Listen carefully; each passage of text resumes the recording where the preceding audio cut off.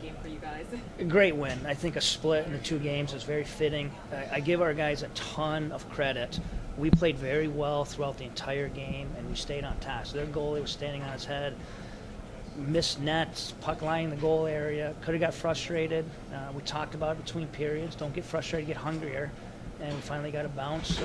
Brought him in a nice skill play, batted one out of the air, and we got that lead for the first time in the series. Are you surprised it was Alex? I mean, No. his eighth of the He's playoffs. so skilled. When that puck bounced in the air, I know he'd be one kid that could pick that out of the air, and he certainly did. It was exciting, and I liked the way we responded in the last 8-10 minutes after that, too. Played a good hockey game. No doubt about the shoulder? No, I don't think so. Great call. They were right on it, and obviously I think their bench was hoping. If it went against us, I'd be hoping too.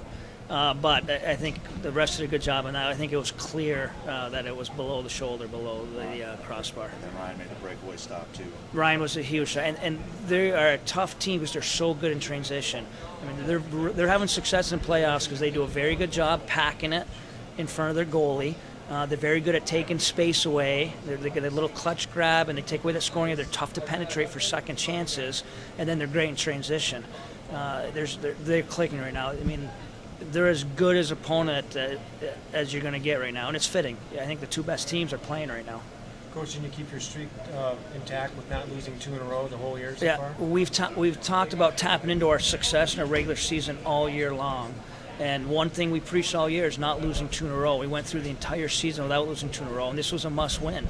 And we hung in there, and we were successful, not losing two in a row. Now we're going to tap into our regular season again with the success we've had on the road. That is a very, very tough arena to play in. It's loud, fans are top, and it's an Olympic sheet.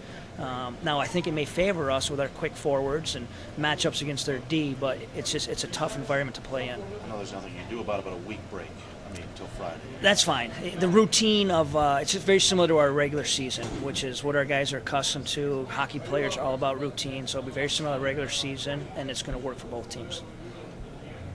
Is there anything you can do? You talked about Waterloo playing kind of the clutch grab, pack it in defense. Is there anything to do there, or do you just kind of go along for the ride and get your chances where you can get them? Well, you got to get pucks behind their D.